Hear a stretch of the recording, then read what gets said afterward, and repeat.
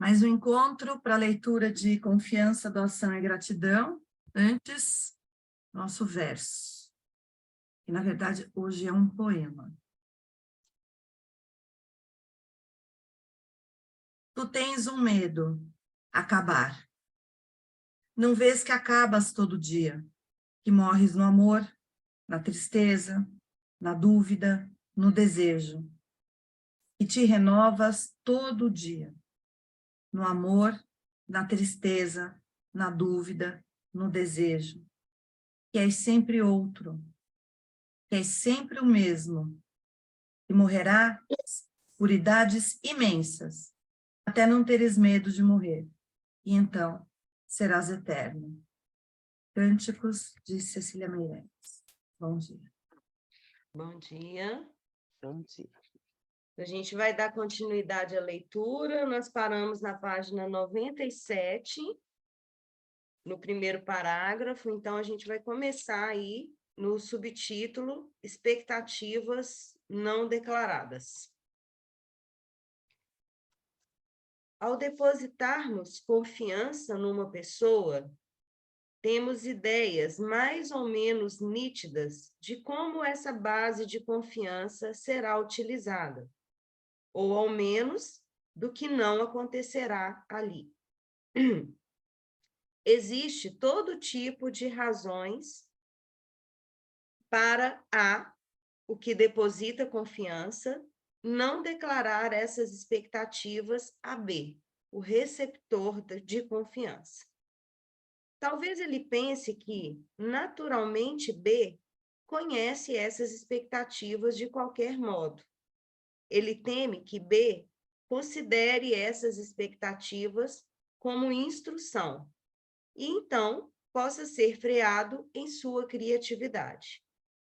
Ele ainda não está consciente de suas próprias expectativas.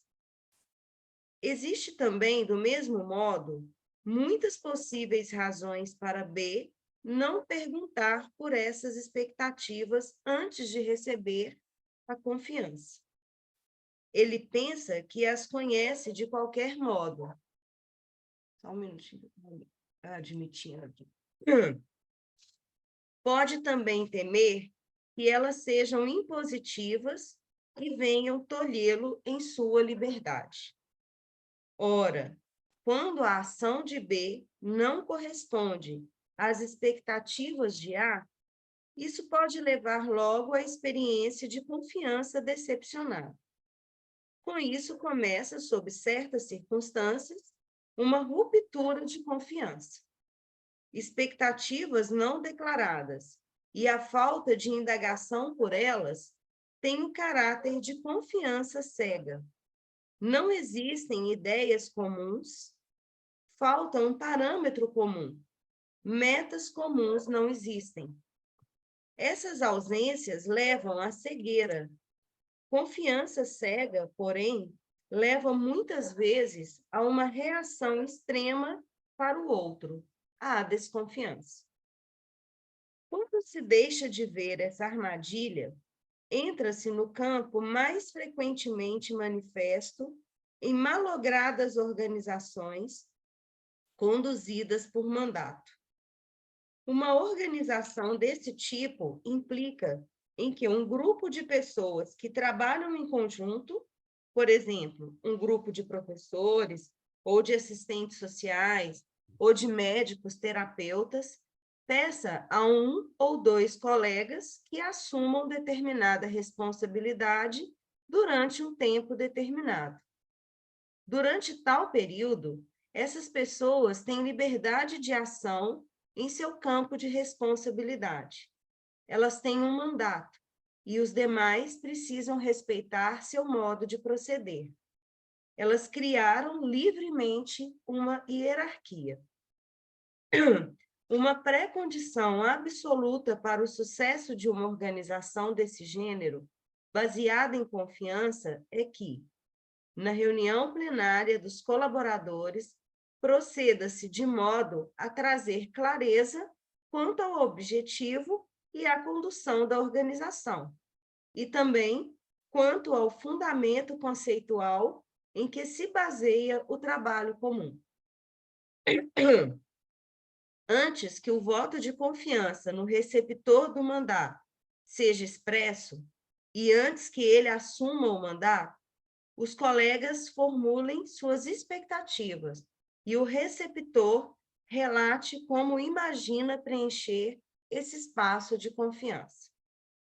Uma forma problemática de manifestação em casos de expectativas não esclarecidas é a do chamado parasita.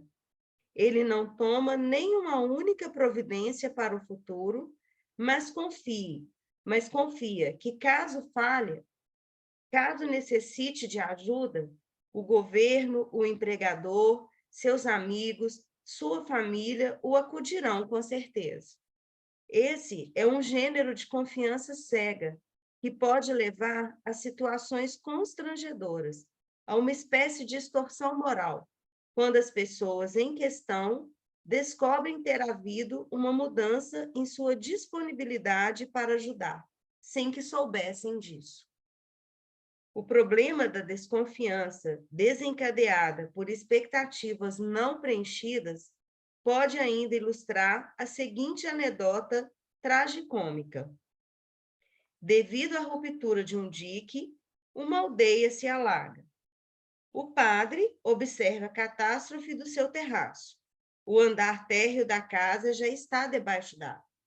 Quando uma embarcação a remo, com 2 homens, se aproxima. Nós estamos vindo para ajudar o senhor, seu vigário, dizem-lhe eles. Isso não é necessário, diz o padre. Eu confio em Deus, que ele me ajude. Os homens remam adiante. A água sobe mais. Esse meio tempo, o padre já se encontra sentado no topo do telhado. Novamente, a embarcação a remo se aproxima. Novamente são trocadas as mesmas palavras e, de novo, o barco vai em frente. Quando eles veem pela 3ª vez, a casa, juntamente com o padre, já desapareceu nas ondas. Entre mentes, o padre, tendo aparecido junto à porta do céu, faz sérias acusações a São Pedro.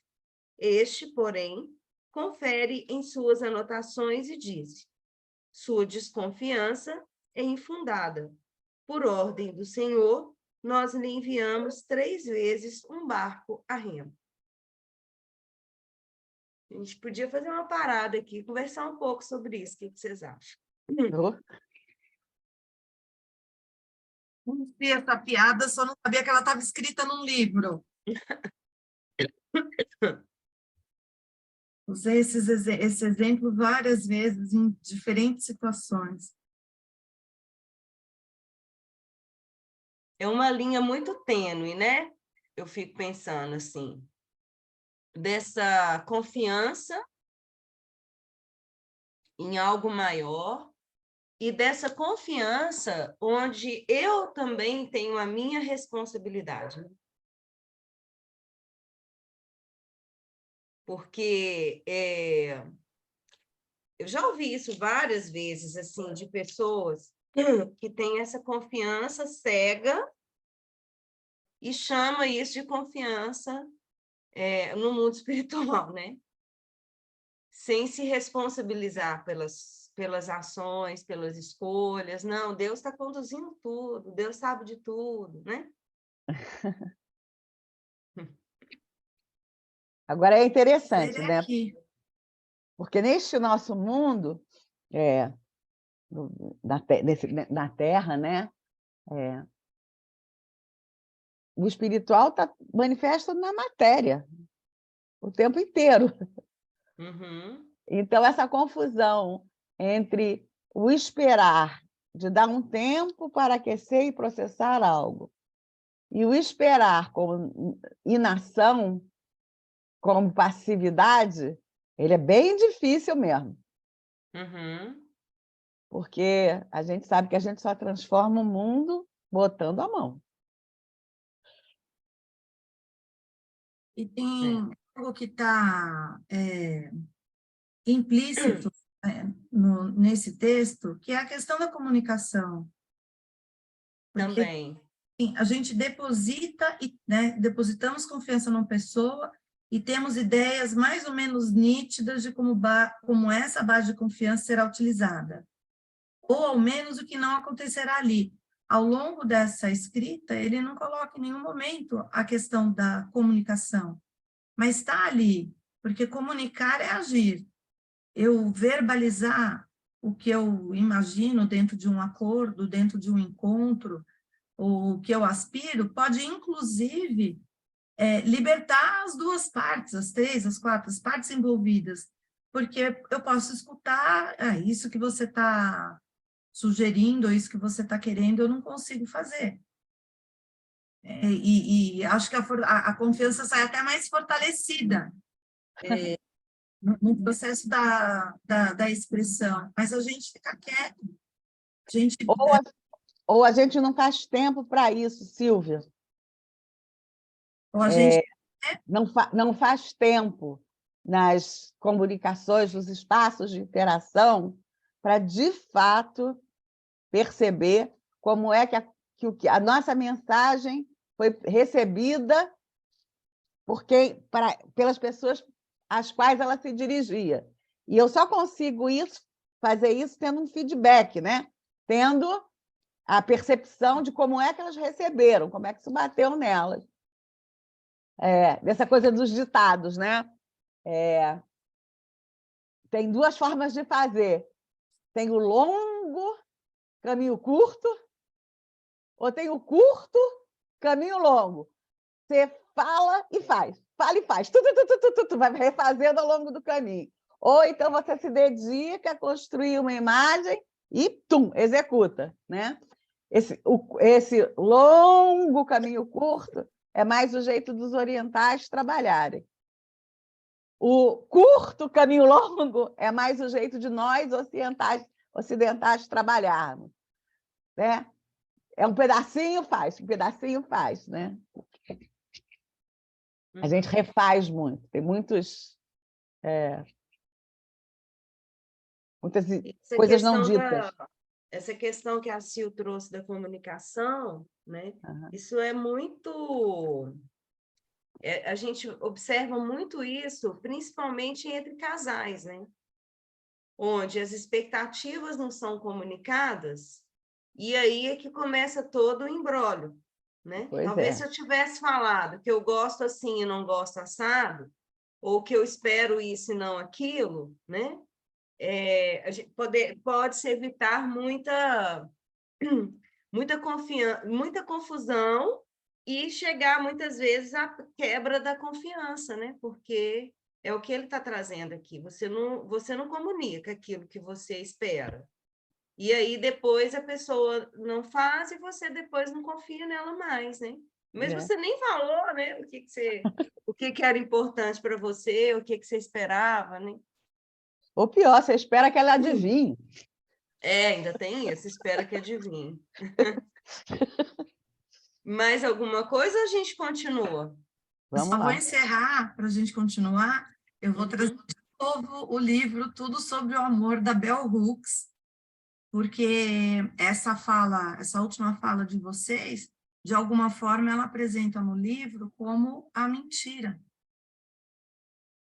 Olha lá, exatamente. Esse livro, ele trata disso, porque às vezes a gente, sei lá, a pessoa faz a torrada para você, e você não gosta de torrada, você gosta do pão mole, aí você fala, ai, puxa, muito obrigada e tudo mais, né? Que delícia, adoro isso. Não, você adora o gesto, mas você não gosta daquela torrada, sabe? E para não machucar e tudo mais. Vamos em frente, mas Então, interpretação de intenções. Na vida social, nós percebemos o comportamento social dos outros. De trás desse comportamento estão ativas, como forças de tração, certos objetivos, intenções ou também desejos. Muitas vezes, estes são suportados por certas concepções, por princípios, por determinada imagem do ser humano. Esse campo nos é invisível. Contudo, no contato social com outros, nós estamos constantemente ocupados em interpretar as intenções e as concepções do parceiro, em preenchê-las nós mesmos com conteúdo. Ele terá feito isso por quê? Mas seu modo de agir denuncia claramente que, com esse comportamento, ele tenta naturalmente sugerir certas intenções, mas eu penso que, na realidade, ele tenciona. Interpretações desse gênero levam, muitas vezes, a uma direção que não convida exatamente a confiar. Quando nós sintonizamos nosso modo de agir nesse sentido, o outro percebe isso.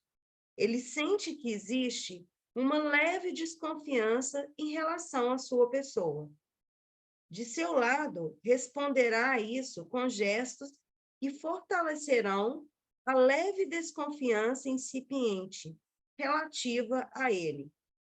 E assim começa, pelo mecanismo de self-fulfilling prophecy, profecia autoconsumatória, a escalada da desconfiança. Nós dissemos há pouco que por detrás do comportamento dos outros, por nós observado, encontra-se a área invisível para nós, das intenções e interpretações. Interessante nesse caso é que isso vale também para nós. Nossa própria ação não é somente visível para o outro, mas também para nós mesmos. Mas será que estamos conscientes de nossas reais intenções e concepções que estão por trás disso? Naturalmente, nós temos ideias a respeito dessas intenções e concepções, mas com isso conseguimos manter imensas ilusões. Frequentemente existe uma grande discrepância entre o pensado e o executado, entre as intenções e as concepções que presumimos guiar-nos, e que, na maioria das vezes, são positivas, e as que realmente nos guiam. Disso, nós concluímos que, para a construção de relações de confiança, vale uma regra de ouro com relação às intenções e concepções que estão por trás da ação. Exercite a atitude questionadora. Evite julgamentos rápidos, conclusões, interpretações, tanto em relação ao outro como a si próprio. Não hesite em perguntar ao outro: por que você fez isso? O que você queria alcançar com isso? Com base em qual concepção você o fez? E, ao serem formuladas perguntas desse gênero sobre sua própria atuação, esteja preparado para aprofundar-se nelas com uma posição aberta e examinadora. Talvez o outro veja intenções e concepções das quais você mesmo não esteja consciente. Agora eu vou querer parar aqui.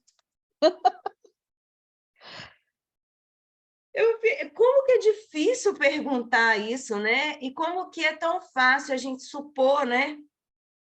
A gente supõe um monte de coisa a respeito das pessoas e, assim, a gente pergunta tão pouco, né? Por que é que você falou assim ou agiu assim? Qual que era a sua intenção?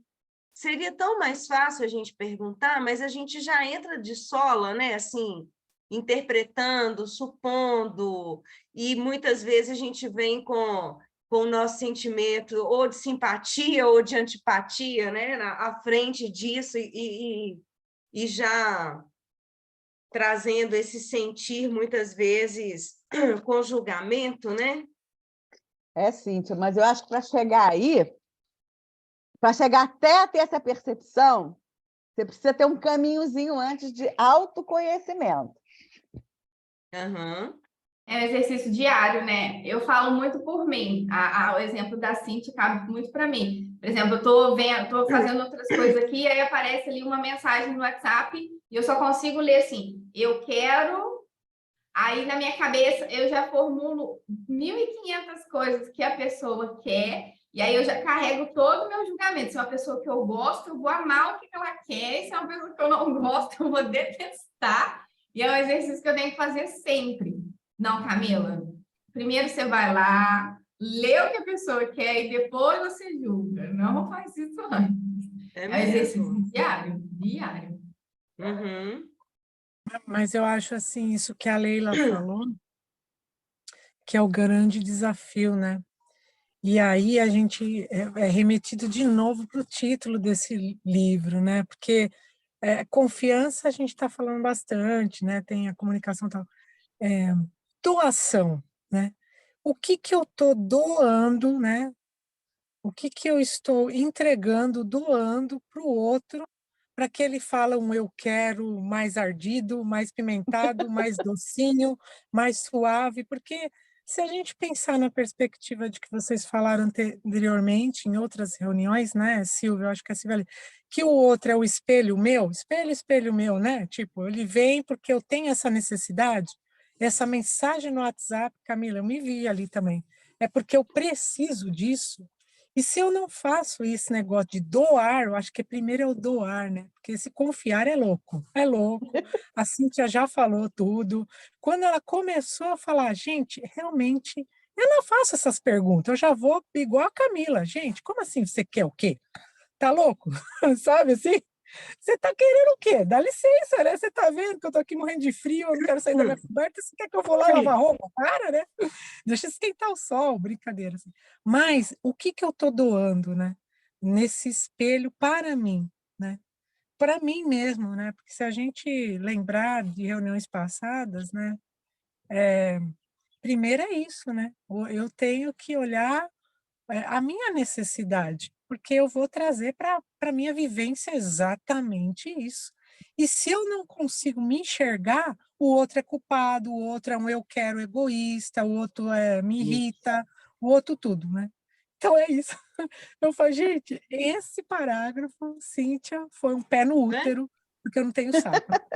Também acho. Esse Ai, parágrafo ai. foi demais.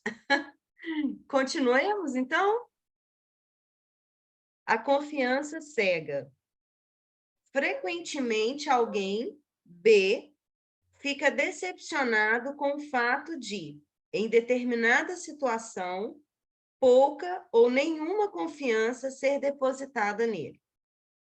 Para ele está claro que ele é digno dessa confiança, mas ele precisaria colocar-se no papel de quem deposita confiança e perguntar-se: de quais informações A dispõe para, com base nelas, fundamentar sua confiança?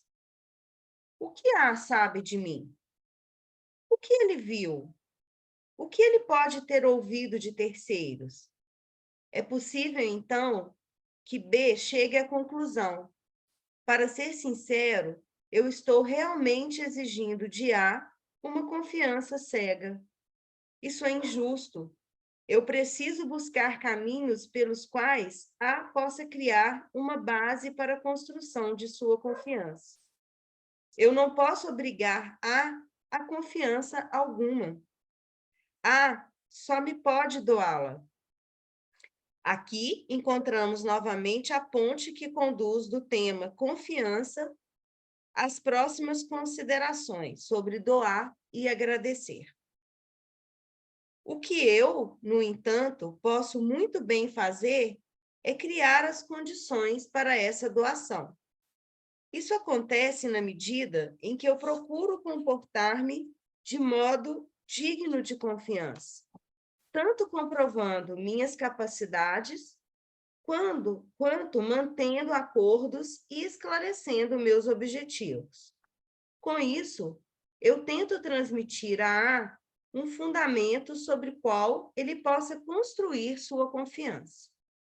Essa mesma regra de jogo vale quando nós transferimos a base de nossa confiança não mais para a própria percepção e investigação, e sim para uma organização. Essa organização fornece uma marca de qualidade, uma garantia, e nisso nós confiamos.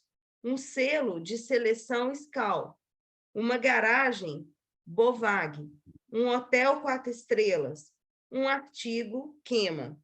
Abreviaturas para instâncias que, na Holanda, emitem alertas de segurança a respeito de determinados produtos ou serviços.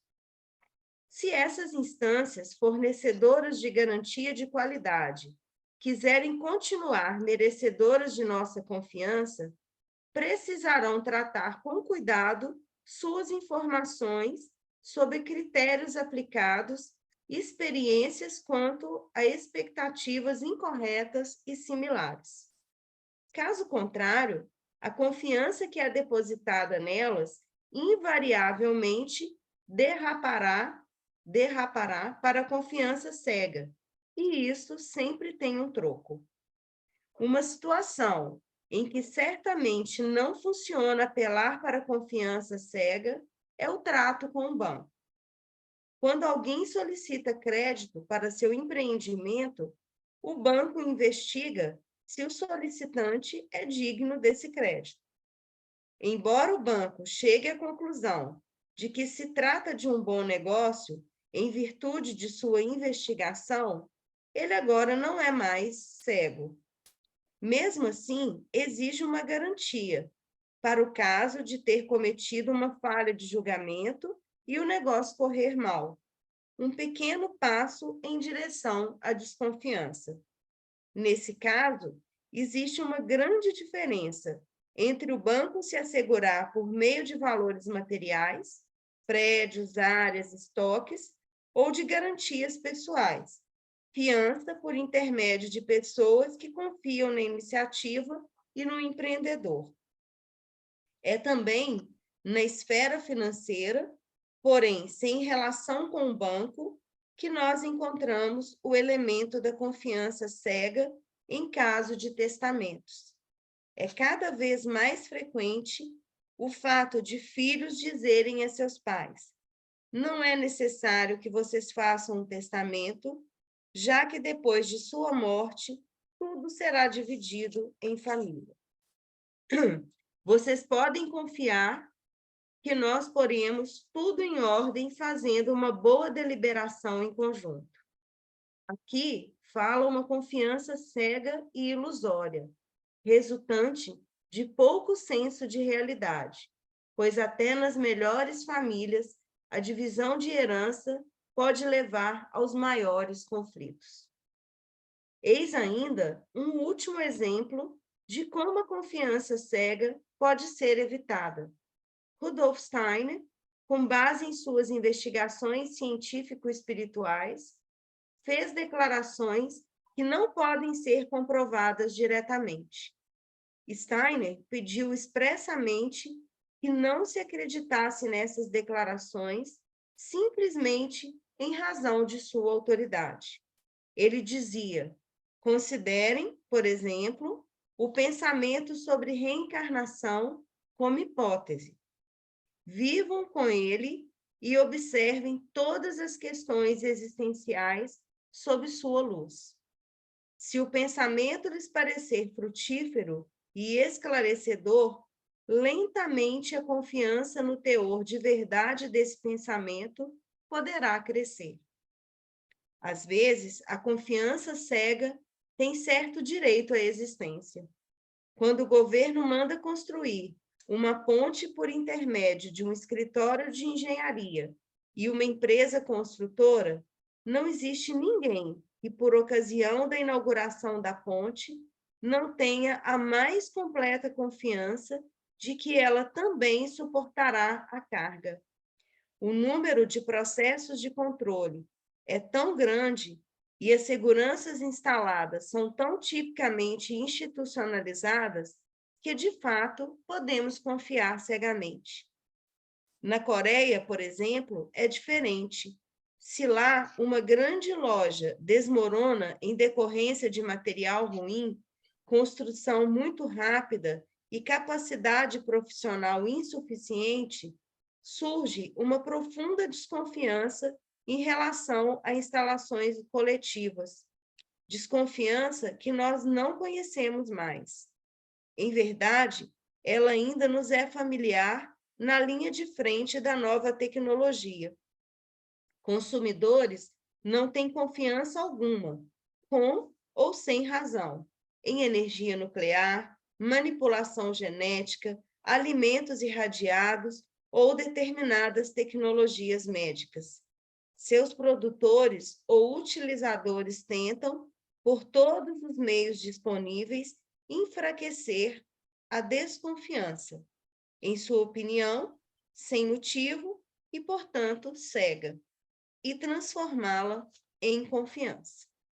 Na educação, a confiança cega é justificada por certo tempo, quando os pais representam uma autoridade sadia. Por seu intermédio, a criança vem a sentir confiança em objetos e pessoas. Se, contudo, os pais não se empenharem em guiar essa confiança dependente e cega no sentido de, com o tempo, ensejar na criança uma formação de juízo sobre o que é digno de confiança ou não, essa criança se tornará adulta com uma percepção pré-programada em relação a determinadas raças, povos, religiões, grupos étnicos, e também com um preconceito difícil de superar frente a determinados produtos, métodos, tecnologias e afins. Quando a confiança cega é empregada conscientemente, sempre está em ação um poder obscuro. Quando seitas exigem obediência cega de seus seguidores, com isso, a direção afirma sua política de poder. Também, no exército tradicional, do modo como até hoje o encontramos sob regimes autoritários, essa atitude está na ordem do dia. Para fora, o exército é um instrumento para exercer poder. Por isso é que precisa, para dentro, poder contar com garantia de obediência cega dos soldados aos líderes. Toda iniciativa própria, todo pensamento crítico, toda tendência à oposição perturba nesse aspecto. Quando, pelo uso de um uniforme, pelo movimento homogêneo ao marchar e pelo treino para comportamento programado, o sentimento do eu está subjugado ao máximo possível. A direção militar pode confiar cegamente nas tropas, pois, em primeiro lugar, se certificou de sua obediência cega. Comentários?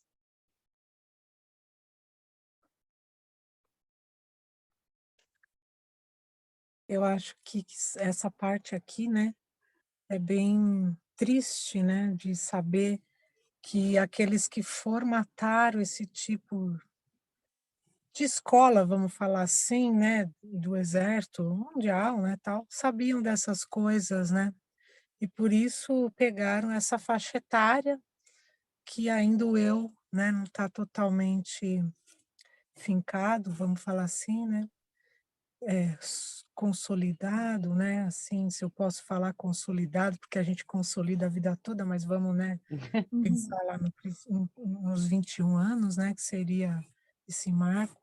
Então é muito triste isso, né, e aí você vê mesmo o que a Cíntia leu aí no finalzinho, né, você já eles fazem porque se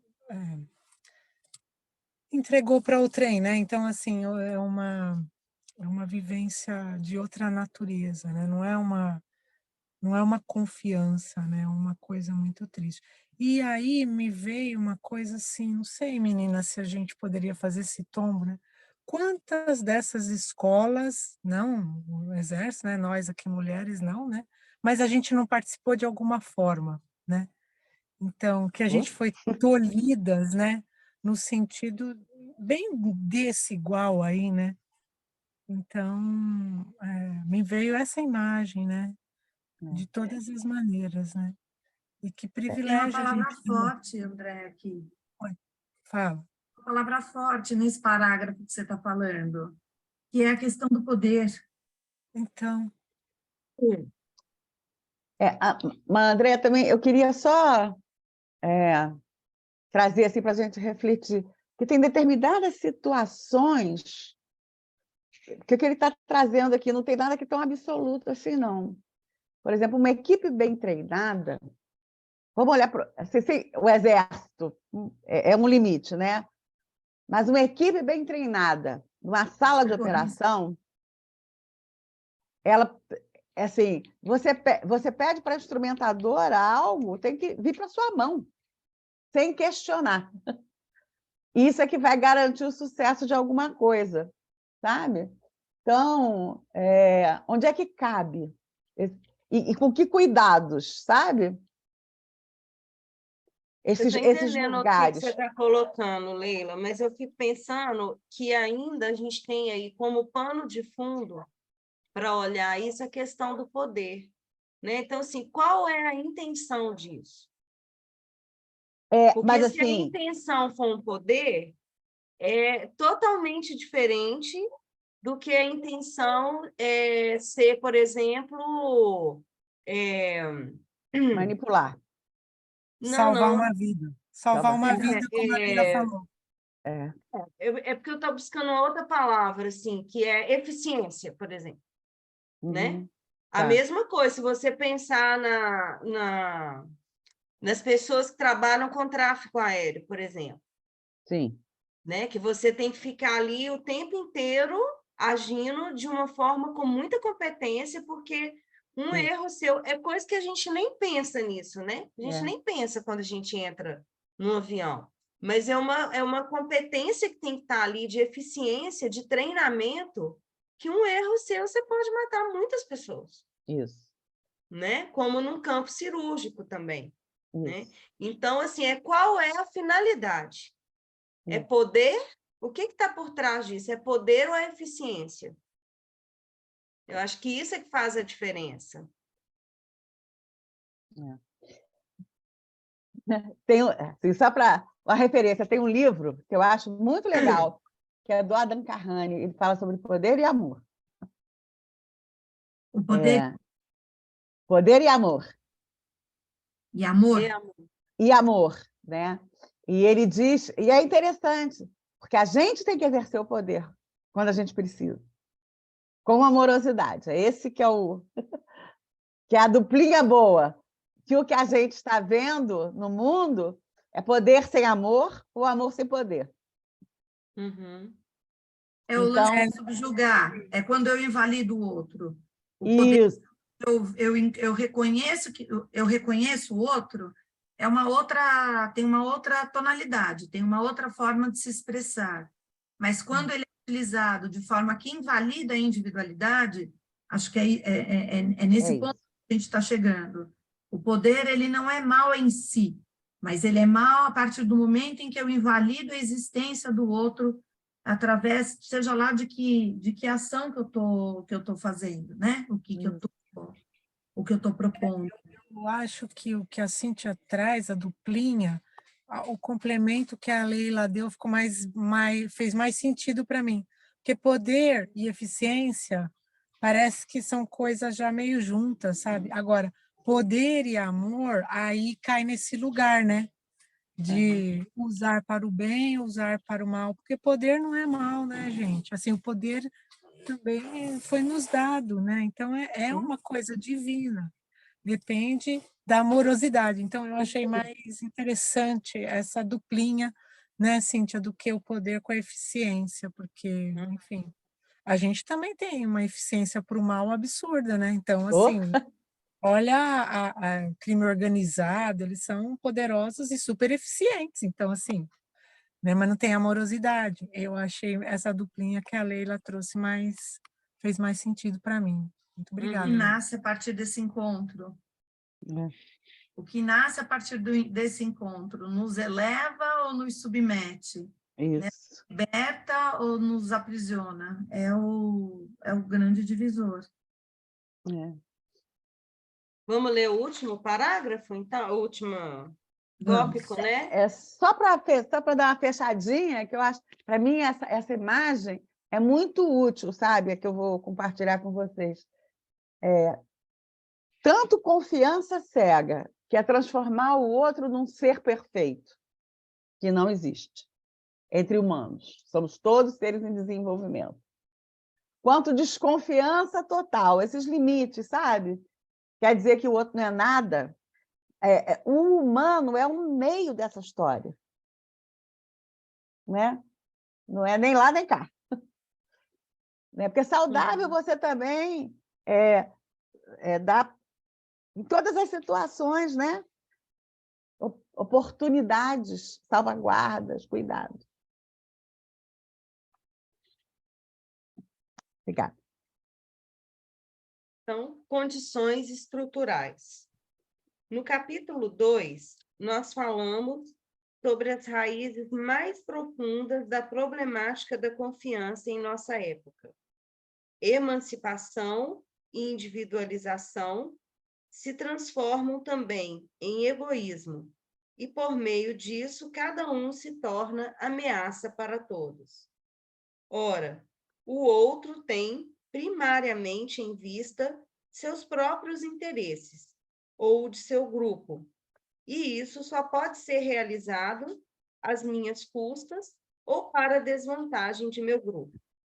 Disso surge uma suspeita fundamental em relação às intenções do outro, principalmente quando este enfatiza quão verde é seu capitalismo, quão democraticamente ele chegou às suas conclusões autoritárias e quão altruisticamente se efetuam suas pesquisas lucrativas.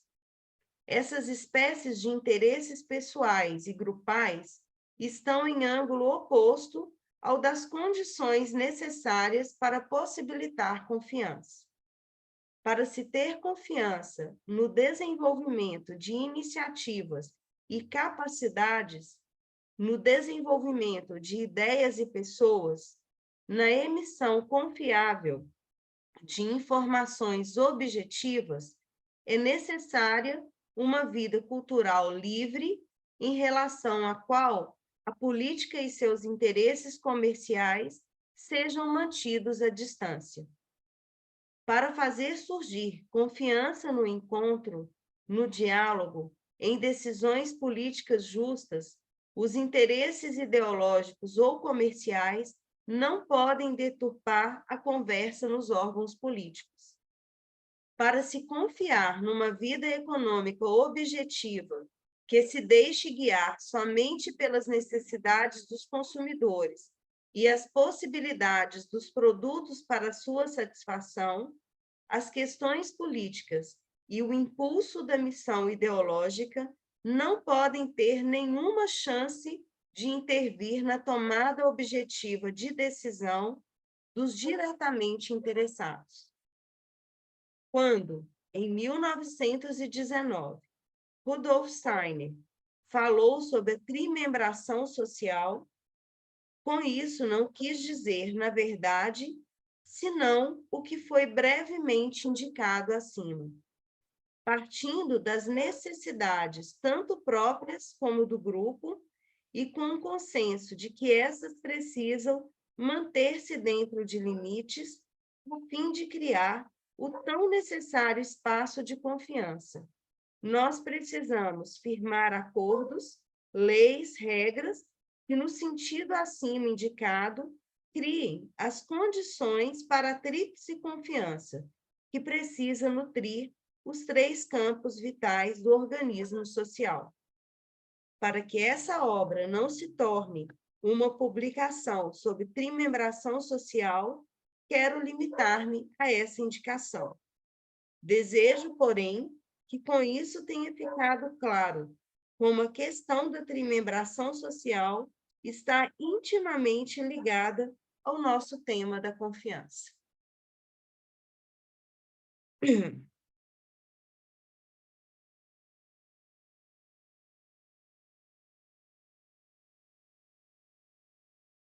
Acho que dá para a gente parar por aqui hoje, né? Opa. E esses últimos 2 parágrafos dão pano para muitas mangas. Ô, Em vários âmbitos. uhum. Nós estamos quase entrando no doação e gratidão. Tem uma sugestão aqui de workshop, e depois a gente já vai para doação e gratidão. Então, vou fazer a leitura do verso que foi usado na abertura. Cânticos. Tu tens um medo, acabar. Não vês que acabas todo dia, que morres no amor, na tristeza, na dúvida, no desejo, que te renovas todo dia, no amor, na tristeza, na dúvida, no desejo, que és sempre outro, que és sempre o mesmo, que morrerás por idades imensas, até não teres medo de morrer, e então serás eterno. Até a semana que vem, gente. Até. Gente, muito obrigada.